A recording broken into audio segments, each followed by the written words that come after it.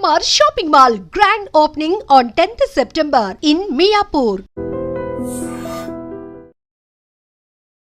ఓం గం గణాధిపతయే నమః.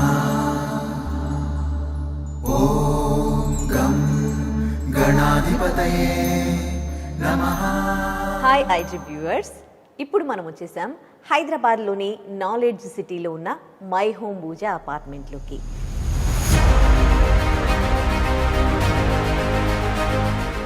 మరి మై హోమ్ పూజ అంటే హైదరాబాద్లో ప్రతి ఒక్కరూ గుర్తుపడతారు.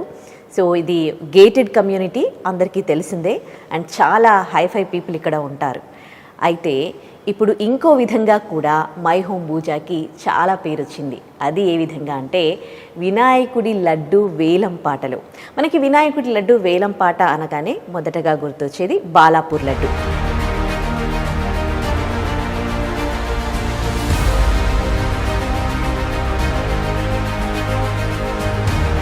ఎందుకంటే వినాయక చవితిలో పెట్టినప్పటి నుంచి కూడా ఫస్ట్ ఇయర్ నుంచే కూడా వేలం పాటలో తనకంటూ బాలాపూర్లో ఒక ప్రత్యేకత సంపాదించుకుంది. కానీ ఇప్పుడు చాలా చోట్ల, బాలాపూర్ ఒక్కటే కాదు, చాలా చోట్ల కూడా లడ్డు వేలం పాటలో లక్షల్లో పోతుందన్నమాట.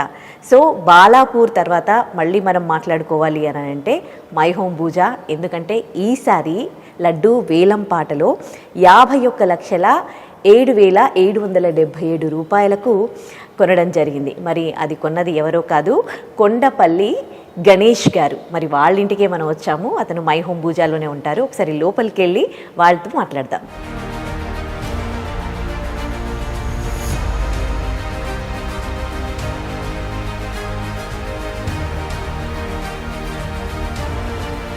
హాయ్ అండి. నమస్తే. నమస్తే. హాయ్, కంగ్రాట్స్ అండి మీకు. థ్యాంక్ యూ అండి. సో రాగానే వినాయకుడు కనిపిస్తూ ఉన్నాడు. వీళ్ళంతా చాలా ఆధ్యాత్మికంగా అనిపిస్తూ ఉన్నారు. లాస్ట్ టైం కూడా లడ్డు వీళ్ళే కొన్నారు, కొండపల్లి గణేష్ గారు, ఖమ్మం వాసి. వాళ్ళ మిస్సెస్ తను. మీ గుడ్ నేమ్ అండి? కొండపల్లి సరిత అండి నా పేరు. ఓకే. బాబు? బాబు తనీష్. ఓకే, ఒక్కడే బాబు? ఇద్దరు బాబులు అండి, విఘ్నేష్, తనీష్ ఇద్దరు. ఓకే. సో ఒకసారి లోపలికి వెళ్ళి మాట్లాడుకుందాం.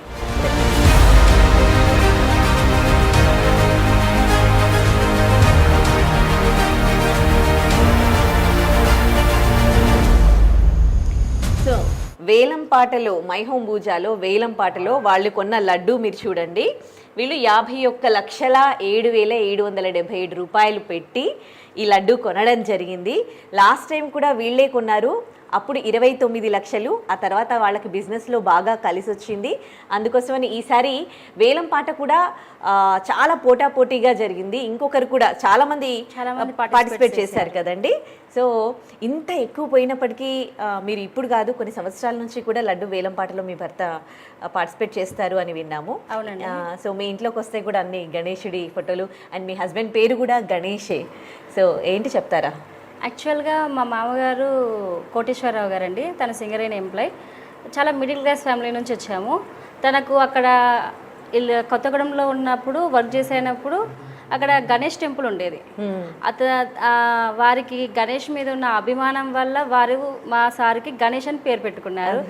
అదే విధంగా తను అప్పటి నుంచి కూడా ఇప్పటి వరకు కూడా ప్రతిరోజు ఎర్లీ మార్నింగ్ 6 to 7 మధ్యలో కంపల్సరీ దేవుడి దగ్గరికి వెళ్ళి ఆ ఆధ్యాత్మిక భావం అనేది తనతో పాటు ఫ్యామిలీ మొత్తానికి కూడా గణేష్ అంటే ఒక వైబ్రేషన్ అనేది క్రియేట్ అవుతుంది అన్నట్టు, వచ్చేస్తుంది అన్నట్టు.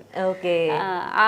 ఆ విధంగా మా అందరికీ కూడా గణేష్ దేవుడు అంటే చాలా ఏమంటారు ఇంట్రెస్ట్ అన్నట్టు. ఓకే. అంతేకాకుండా మీ అత్తమామలు గణేష్ మాల కూడా ధరిస్తారు అని విన్నా. అవునండి. ఇల్లందులో చాలా సంవత్సరాల నుంచి అంటే గణేష్ టెంపుల్ సార్ మా మామయ్య గారికి గణేష్ మీద, దేవుడి మీద ఉన్న భక్తి వల్ల మాకున్న స్థలంలో కొంత స్థలంలో అంటే ఇంటి పక్కనే స్థలం ఉంది. అక్కడే ఏం చేసాము, మేము పక్కనే ఒక చిన్న విగ్రహాన్ని ప్రతిష్ఠించినాము. అది క్రమాభివృద్ధిగా ఏమవుతుంది, అది డెవలప్మెంట్ మేమే చేస్తున్నాం. మాతో పాటు ఆ కాలనీ వాసులు కూడా చాలా ఉత్సాహంగా పార్టిసిపేట్ చేయడం. ఒక వినాయకుడి చతుర్థి అనే కాదు, అందులో శివరాత్రికి కళ్యాణం ఇవన్నీ కూడా చేస్తున్నాం అన్నట్టు మేము. లాస్ట్ టైం కూడా 29 lakhsకి ఉన్నారు కదా. సో అంతవరకు అంటే ఆ తర్వాత మళ్ళీ ఇప్పుడు 51 lakhs అబోవ్ ఉన్నారు. ఏంటి వ్యాపారంలో బాగా కలిసి వచ్చింది అని విన్నాము. అంటే లడ్డు అనేది మన మొక్కలమే కాదు, అంటే దేవుడికి మనం తీసుకోవడం వల్ల గుడి డెవలప్మెంట్ అనేది ఒకటి ఉంటుందండి. దాంతోపాటు మనం తీసుకోవడంతో పాటు మనతో పాటు ఉన్న చుట్టూ ప్రజలకు కూడా మనం దీన్ని డిస్ట్రిబ్యూట్ చేస్తాము.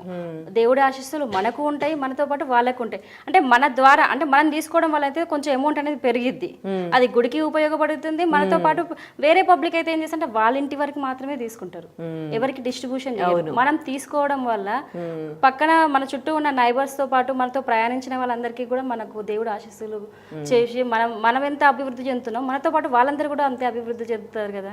సూపర్. ఓకే, ఇప్పుడు లాస్ట్ టైం కొన్నారు కదా, అంటే మీకు బిజినెస్లో ఏ విధంగా కలిసి వచ్చింది? అంటే మేము చేసే వ్యాపారము రియల్ ఎస్టేట్ అండి, దాంతోపాటు ఇంకా కొన్ని ఉన్నాయి. మేము తీసుకున్న ప్రతి స్టెప్లో కూడా దేవుడి యొక్క అనుగ్రహం ఉండడం వల్ల, ఈ లడ్డు తీసుకోవడం వల్లనే మనకి జరిగిందేమో అన్న ఉద్దేశం కూడా మాకు ఉండడం వల్ల మేము ఈసారి కూడా యాక్షన్లో పాట పడాల్సి వచ్చింది. ఓకే, ఎట్లా జరుగుతాయి ఇక్కడ మైహోం పూజలో?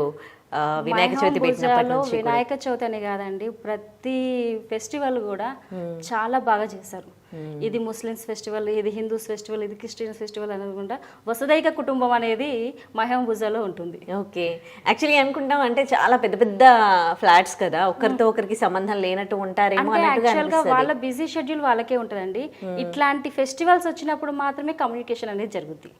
అంటే ఎవరి బిజీ టైం వాళ్ళది, కాకపోతే ఫెస్టివల్ టైమ్స్ లో ఇంత టైం అనేది స్పెండ్ చేయడానికి ఆ టైంలో ఉంటుంది అన్నట్టు. ఓకే, ఇప్పుడు ఈ అమౌంట్ ఎప్పటిలోపు కట్టాల్సి ఉంటుంది? ఇప్పటి వరకు అప్పడం లేదండి, యాక్షన్ పడిన జస్ట్ 1 or 2 days లోనే మనం చెక్ అనేది కంపల్సరీ ఇచ్చేసేయాలి. ఓకే, ఐ థింక్ ఇచ్చినామనే మేము అనుకుంటున్నాం. Okay, fine. సో ఇప్పుడు ఆక్షన్లో పార్టిసిపేట్ చేసేటప్పుడు మీ హస్బెండ్ ముందే మీరు అనుకున్నారా ఎంతకు పోయినా కానీ కొనాలి అని? వాస్తవం చెప్పాలంటే అండి, లాస్ట్ టైం పాడినాం కాబట్టి ఎక్కడైనా సరే ఒకసారి పాడడం అనేది మన ఇది, తర్వాత మనతో పాటు మిగిలిన వాళ్ళు పాడాలి అని అనుకుంటాము. యాక్చువల్గా మమ్మల్ని రెడీ అవ్వమనే ఉన్నారు సార్. మేమేమనుకున్నాము ఏంటి అంటే, ప్రతిసారి పాడిన వాళ్ళని మనం సన్మానం ద్వారా ఏమంటారు సన్నాయి మేళమింపుల ద్వారా తీసుకెళ్తారు అంటే, ఓహో ఇలా తీసుకెళ్ళి మనం సన్మానిస్తారేమో అనుకొని మేము అనుకున్నాం. తను మాకు చెప్పలేదు. ఓకే, చెప్పలేదు తను పార్టిసిపేట్ చేస్తున్నా అన్న విషయం మాకు తెలియదు వాస్తవానికి. అక్కడికి పోయిన తర్వాత 25 lakhs దాకా కూడా సార్ అసలు ఏం పాట పాడలేదు. అంటే ఇంతకుముందు 29 lakhs కదా, అంటే దాని బిట్ అనేది ఎబో కావాలి, అందుకోసం తను కామ్ గా ఉన్నాడు. సరే లే అనుకున్నాం మేము. తర్వాత మెల్లగా 25 నుంచి స్టార్ట్ అవుతుంటుంటే అప్పటికి నేను ఆపాను, వద్దులేండి మిగిలిన వాళ్ళకు కూడా అవకాశం ఇద్దాము అని అన్నాను. సార్కి ఇంతకుముందు తీసుకున్న ఇప్పుడు వ్యాపారం అభివృద్ధి చెందడం జరిగింది కాబట్టి అది దాన్ని ఉద్దేశించి సార్ తీసుకోవాల్సి వచ్చింది అన్నట్టు. ఓకే, ఇప్పుడు ఈ లడ్డూని ఎట్లా డిస్ట్రిబ్యూట్ చేస్తారు? ఎవరెవరికి డిస్ట్రిబ్యూట్ చేస్తారు? మైహోం బూజా రెసిడెన్షియల్లో ఉన్న వాళ్ళందరూ ప్రతి ఫ్లాట్కి ఇస్తాము. మాతో పాటు వ్యాపారంలో ఉన్న వాళ్ళందరికీ కూడా, ప్రతి మన ఆఫీస్లో వర్క్ చేసే వాళ్ళతో పాటు ప్రతి ఒక్కరికి కూడా మేము డిస్ట్రిబ్యూషన్ అనేది చేసాం. ఊర్లో కూడా అంటే మనతో పాటు ఎవరెవరు ప్రయాణిస్తున్నారో ఫస్ట్ నుంచి మా వ్యాపారం స్టార్ట్ చేసి 2006లో స్టార్ట్ చేశారు యాక్చువల్గా. అంటే దినదినాభివృద్ధిగా జరుగుతున్నది ఇది కూడా. మీకు మొదలే చెప్పాం మేము మిడిల్ క్లాస్ నుంచి వచ్చామని, సో ఇది కంటిన్యూ చేస్తాం అన్నట్టు అలా. Okay, so great. Middle class నుంచి ఈ రేంజ్కి ఎదిగి ఇవాళ మీరు ఆ గణపతి లడ్డూనే దక్కించుకున్నారు, లక్షల్లో. అది కూడా దేవుడు అనుగ్రహం ఉంటే ఏదైనా జరిగిద్దండి. ఓకే, దేవుడు అనుకున్నారు, తను మా ద్వారా తీసుకోవాలనుకున్నారు కాబట్టి మేము తీసుకున్నామని మేము అనుకుంటున్నాం. పొలాల్లో కూడా చల్లుతారు ఇలా పొలాలు ఉన్నవాళ్ళు అని అంటారు, మీకున్నాయా? ఉన్నాయండి. ఓకే, ఈ పొలాల్లో చల్లుతారా నిజంగా లడ్డూని? కంపల్సరీగా చల్లుతారండి.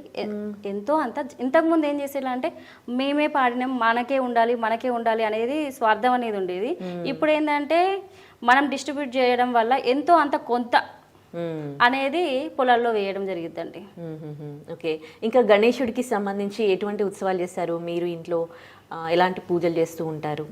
అంటే స్పెషల్గా చెప్పాలంటే వినాయక చవితి అని, మళ్ళీ తర్వాత వెనస్డే మేము కంపల్సరీగా వినాయకుడికి పూజలు చేయడం అనేది జరుగుతుందండి.